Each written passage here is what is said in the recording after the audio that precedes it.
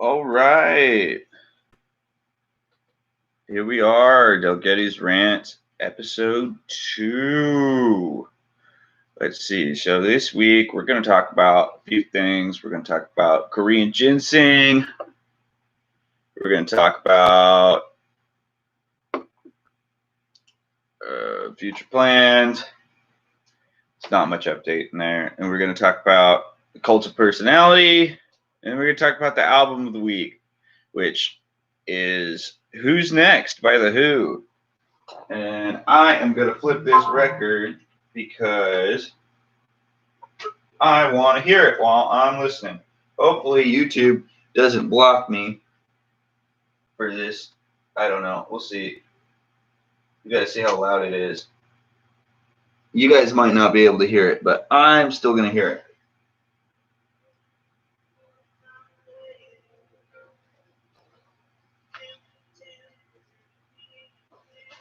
Okay, so let's get started. Let's see. I got about 8 minutes. All right, let's see here. We got herb of the week, and this week's herb is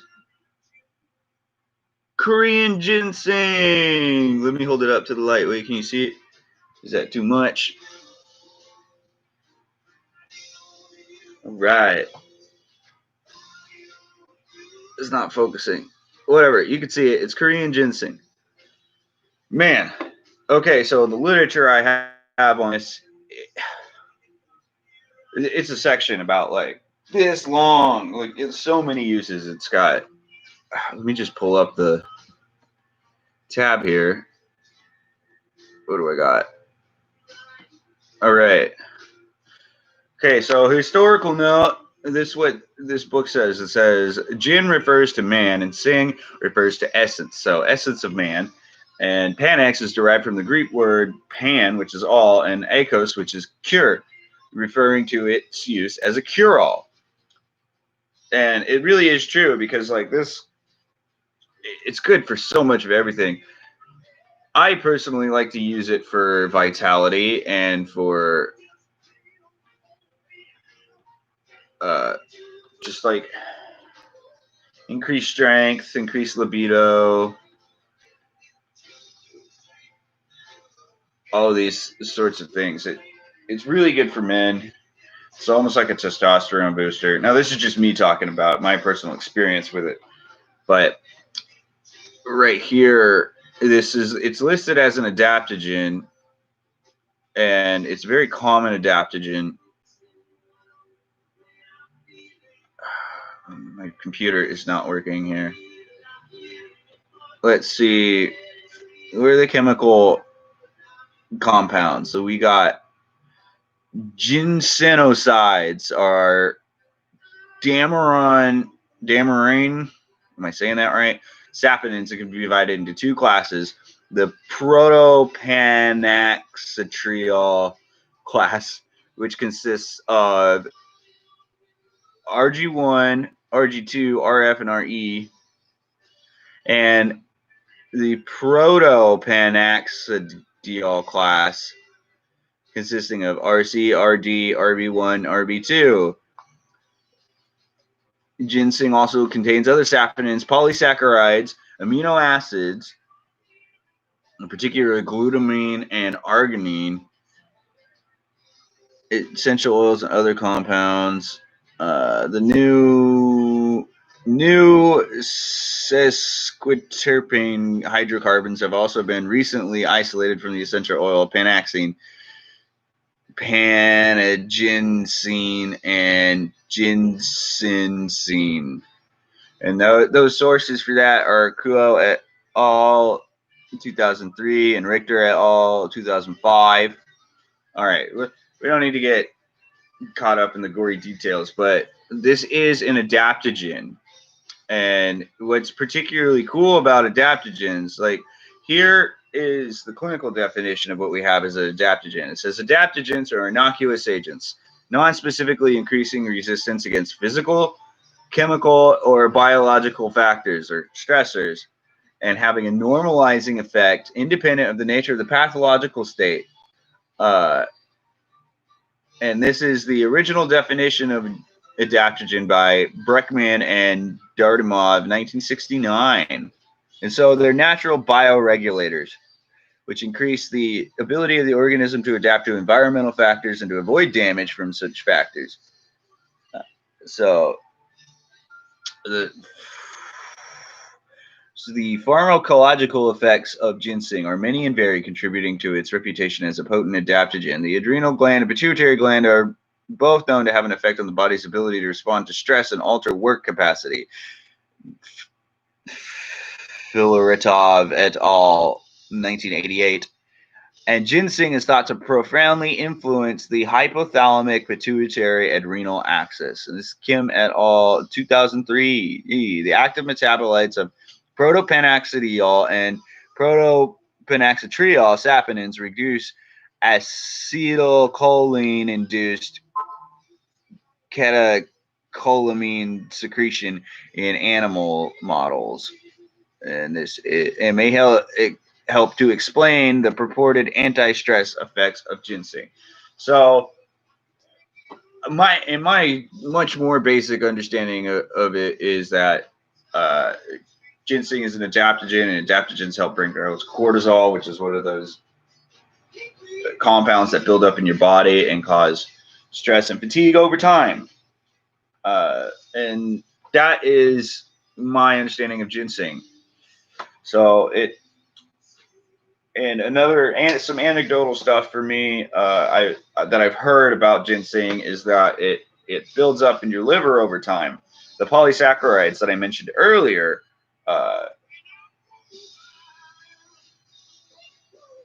apparently your body doesn't digest them immediately, and they build up in your liver over time. So if you start taking ginseng now, in 40 years, some of those, I believe, don't quote me on it, but some of those polysaccharides will start to break down like 20, 40 years later in your body, and will give you all the benefits that the polysaccharides give you.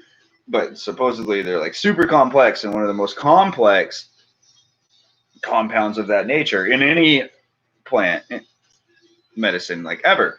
So it's just good stuff. Okay, I don't know. I probably rambled too much about ginseng, but whatever. That is my take on ginseng. That is my hot take. All right, let's move on. What are we doing next?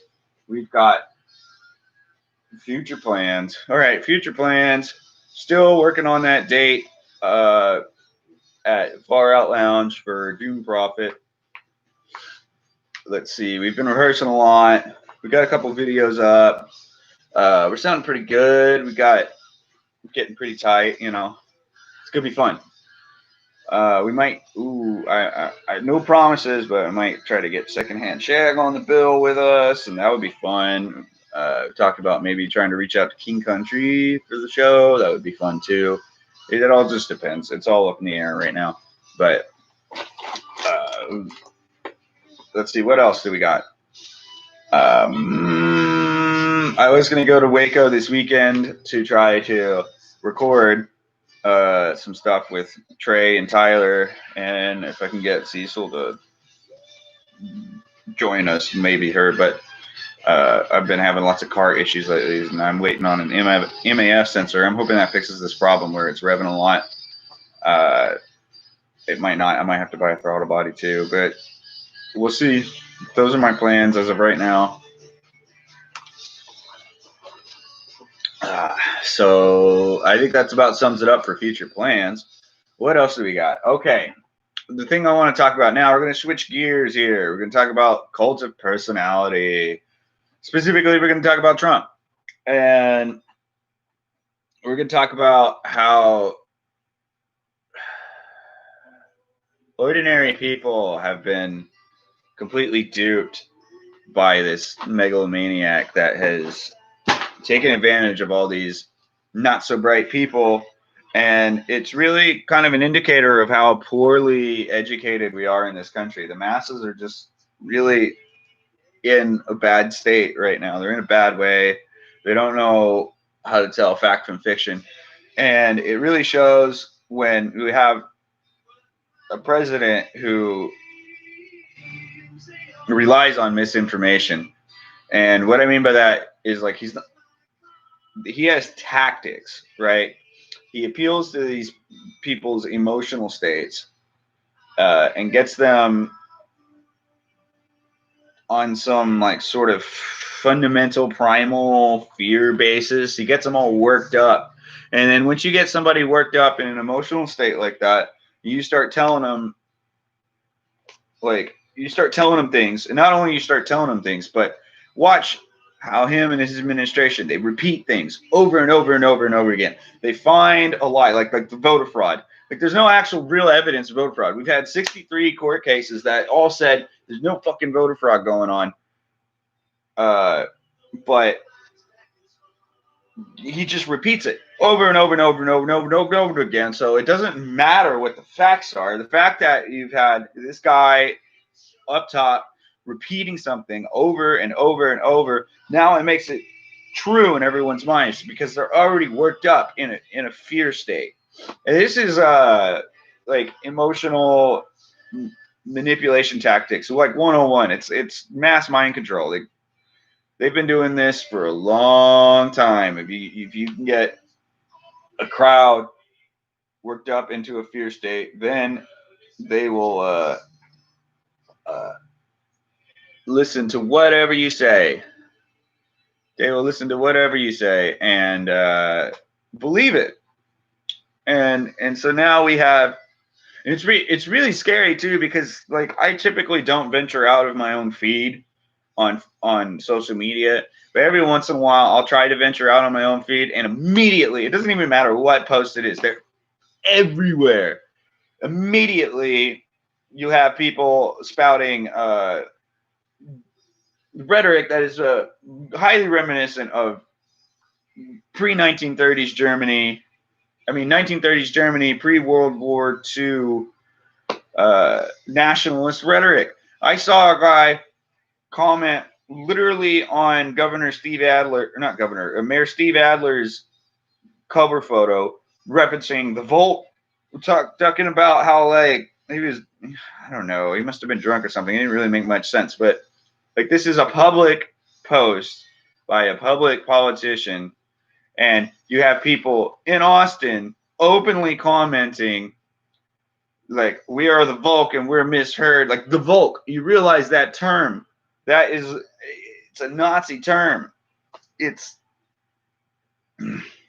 And so like these people have widely bought into this lie, this alt-right nationalist rhetoric that,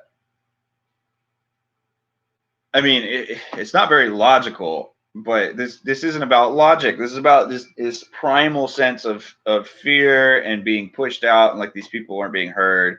But the problem is none of us are being heard. It's not just these assholes. It's none of us. So what makes them so special? Why do they get to throw a fit about it? Because they're the ones that are throwing a fit. That's it.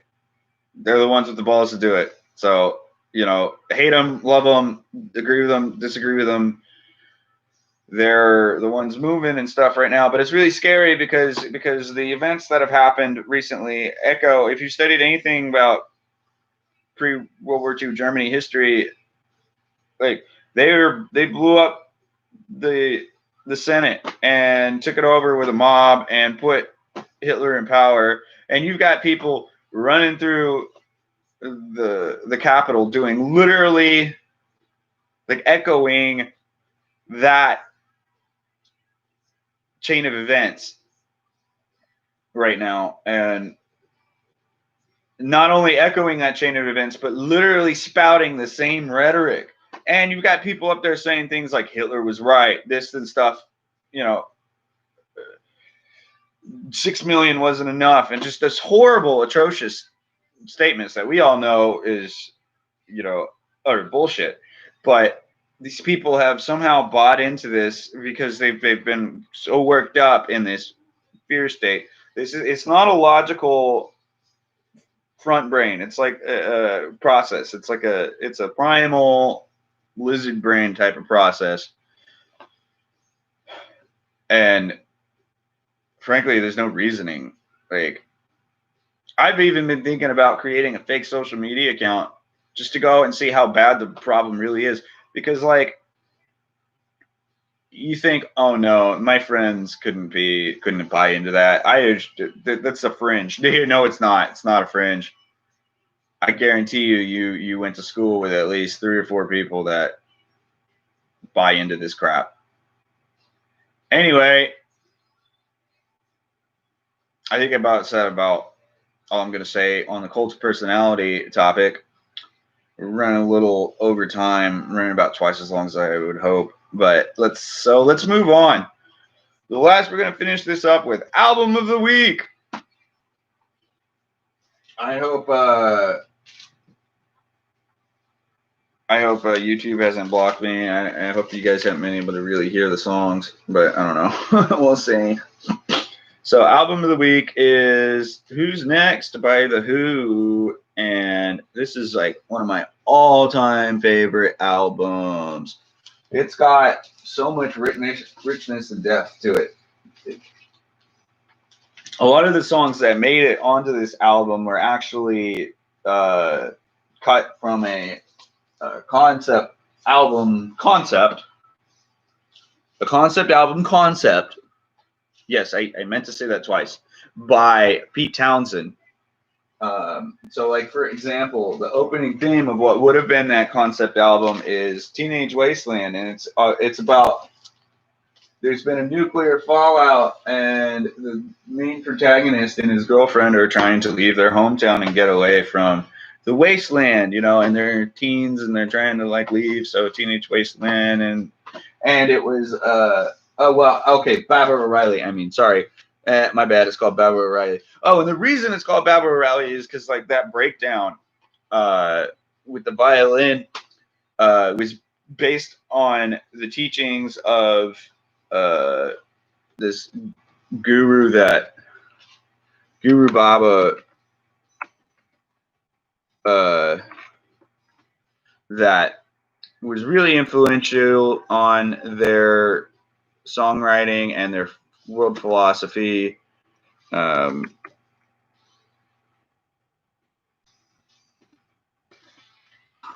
Saitya Sai maybe. I don't know, but that some guru guy. And I did some research a while back, and I found a whole playlist of his songs, and it all sounds like that. Like that sound with the breakdown stuff. It's pretty good stuff. So do a little lead work. I can't remember what the name of the Baba is, or Baba or Guru or whatever. I don't know. It might be O'Reilly. I don't know. But I don't know where the O'Reilly came from. It came from somewhere, but it's not the guy. But do your own research, find that out. There's a whole playlist. It all sounds like that. It's great stuff. He's got a lot of teachings to go with his music. It's like holy Indian music. What else? Let's see. Behind Blue Eyes is on that album, and it's the main theme of the antagonist of the concept album concept. So this concept album never came to fruition, but it was about the main protagonist is looking for the one note that will cure everything and solve all the world's problems and bring about harmony and peace. And so some of these songs on this album are cut from that idea. And Behind Blue Eyes is the main antagonist's theme song, which is why it's so, angry and moody and all that stuff. And like, Won't Get Fooled Again. It's about, fascism and not letting the boss do one over on you. Anyway, that about sums it up for album of the week. And I am James Delgatty. What did we talk about? We talked about herb of the week, which is Korean ginseng. We talked about how it's an adaptogen and how it can make you feel a lot better. And then we talked about my future plans. And then we talked about Trump's cult of personality. Don't fall for the rhetoric. And then we talked about my favorite album of the week. Who's next? By who? All right. Love y'all. Stay safe. Subscribe, like, whatever. I hate even saying that, but okay.